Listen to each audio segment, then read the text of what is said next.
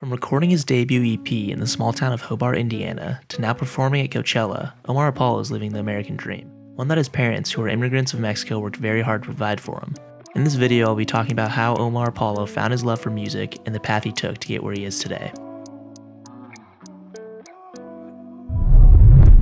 Omar Apollo, born Omar Velasco in 1997 to parents of Mexican descent, is the youngest of three siblings. The Velascos grew up in a small town in Hobart, Indiana, which is an hour south of Chicago and home to just 28,000 people. To make a living, their family opened a fast food joint called Super Taco, employing their three children to help manage it. Omar's fate wouldn't lend itself to staying in Hobart working at Super Taco, but instead much different as he would become an international musician, touring the world and leading the way for other Chicano artists like him. The story begins at age 12, when he got his first guitar and started playing. Well, maybe not immediately, as his parents, who with the best intentions bought Omar an electric guitar for Christmas, however they didn't buy an amp or the other equipment necessary. Omar eventually traded in the electric guitar at the pawn shop for a $40 acoustic one, realizing acoustic is usually where you start. Now with the right guitar, Omar would play non-stop, saying in interviews how he'd fall asleep strumming chords on it. I just look up YouTube videos and pause the video and then try to see with the fingers what they were doing and stuff, and that was the main thing at first, and then people started putting up tutorials. I was like, okay, say less. You teaching me how to do it now for free? I ain't got to get out of my house. Omar was catching his stride, getting better at guitar, playing his local church, and even learning how to sing. But then, just as quickly as he'd pick up the instrument, he suddenly stopped. At age 15, his guitar was stolen right out of his car.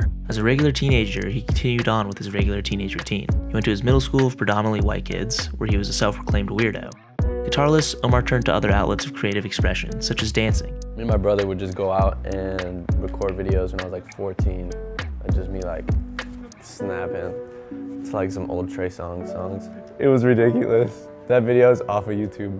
Part of me wishes they were still up. At this point, Omar was old enough to work and grind as an employee at McDonald's, making under $150 on his paycheck every 2 weeks. Still in love with music, Omar would keep headphones in while working, and discovered artists such as The Internet, Daniel Caesar, and Smino, all of whom he said fueled him with a burst of musical inspiration. Omar noted that while listening to these artists, he had a bit of a spiritual awakening, quoted as thinking to himself, "Damn, I was pretty fire at guitar when I was younger. I should just go buy another one." And just like that, he walked to his local pawn shop and bought himself a basic $50 guitar. After a short stint, Omar was back at it playing guitar and was focused more intensely than before. Along with the guitar, he had saved enough money to buy a computer and Logic Pro, a production software to make beats on and record himself. Around this time, Omar enrolled at Indiana University Northwest, only to stay there for 2 weeks, where he said he'd spent the majority of the time in class listening to beats he had made that morning. So I went for 2 weeks and it was so bad. Then I just stopped showing up for a little bit, then I was just yeah, I think I'm gonna drop out. Upon dropping out, he moved into his friend's attic, using $1,000 to renovate it into his own studio to record out of. Omar then took a job at Guitar Center, utilizing their employee discount to buy equipment. In his free time, Omar would record in his attic living space, which he noted at one point having 7 other friends living out of at one time. With multiple songs released on SoundCloud and racking up around 10,000 total plays, Omar drove out to play his first show in Bloomington, Indiana. It wasn't the most awesome venue, being that it was in a basement and the crowd was a bunch of college kids, but it was still cool because a handful of people knew his lyrics. At this party, Omar would also connect with local Indianapolis rapper Draco McCoy, who would feature on Omar's single Algo in 2017. Up to this point, all of Omar's songs were on SoundCloud, so his friend suggested he upload one to Spotify to get more listeners. He was like, bro, you gotta put this shit on Spotify. I was like, what the fuck is Spotify? I was on SoundCloud, I didn't know, Yeah. He's like, yeah, just use DistroKid or whatever. It's $30 a year. I was like, dude, I don't have $30. And he's like, here, I'll send you my card. He sent me a picture of his card info. That's what I put in. Then the next day, after I made the Spotify account and shit, it's just got playlisted. I got the first day it was on Spotify. Yeah, I didn't even know what a playlist was. Yeah. Must was like, yo, you on this playlist? I'm like, fuck is the people listen to playlists other people make? Spotify added this song to their Fresh Finds playlist, which is a playlist dedicated to discovering new music from independent artists and labels, and has 700,000 followers today.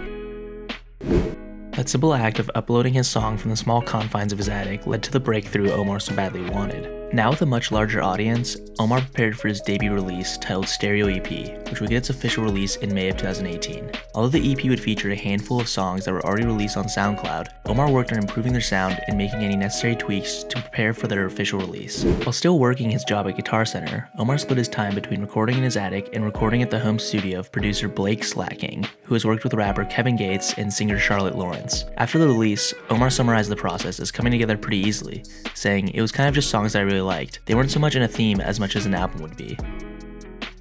Reviews of the album were favorable, Pitchfork mentioning, as a debut, is an abridged but still effective introduction to a triple threat of an artist with plenty to offer. Omar then went on tour, and I actually had the pleasure of seeing him when he came to a small venue in San Francisco. To be honest, I hadn't heard any of his songs prior to seeing him, so I didn't know what to expect and really didn't have high expectations at all, as I paid more for 2 drinks at the venue than I did for the actual tickets themselves. Not to discredit Omar though, because after seeing him perform live, it was obvious how talented he was, and it was only a matter of time before he started to make some waves. Around a year after the release of his first EP, Omar would release another EP titled Friends in April of 2019, and would resume touring once again. Omar himself has said he draws inspiration for his music from a variety of artists like James Blake, The Internet, Sly and the Family Stone, as well as Pedro Infante, a famous Mexican singer during the 50s whom Omar grew up on as his dad would regularly listen to his music. The diversity of inspiration that Omar gathers sheds some light into the versatility he offers in his music. Tracks like Kickback clearly have groovy sounds like that of The Internet, and on the closing minute of Ashamed, Omar enters into the 70s funky psychedelic sound, like something you'd hear from a Sly and the Family Stone record. James Blake, an artist famously known for his distorted vocals and unique immersive production style, is something Omar can be seen drawing from on the interlude track There For Me. Mexico's icon during the 50s, Pedro Infante, was well known for his bellowing voice that carried much emotion through its fluctuating sound. Omar himself has described Pedro as one of those guys who could put the microphone down in a stadium and you could still hear him. At the end of his closing track titled Trouble on his most recent EP, Omar performs an emotional and impressionable ballad that even Pedro would be impressed by. Now with over 2 million monthly listeners on Spotify and 200,000 followers on Instagram, Omar is generating a buzz around the music industry. I'm making a prediction here, but I suspect Omar is preparing for a debut album release sometime this year. With so much buzz, now is a great time to do so. He's even alluded to it through Twitter posts saying things like, "Who wants snippets?" And I've seen him spending more and more studio time with producer Kenny Beats, making me think they're making some stuff for Omar's album. Although his popularity and fame have taken off within a year, Omar still keeps family, friends, and his roots close. A gifted musician and a leader of Chicano artists, Omar wants all kids that grew up in similar situations with Mexican parents who worked hard to provide for them to not be, as quoted, thinking they have to be workaholics, and to know that our parents did all the hard shit so we can do what we want to do. We're raised differently, we can take a different path, which is exactly what Omar did. If you haven't checked out Omar's music, I highly suggest you do, and even catch him while on tour if you can. If you've been following Omar, what do you like about him and his music? Drop a comment below, and subscribe to get updates to see more videos like this. Thanks for watching.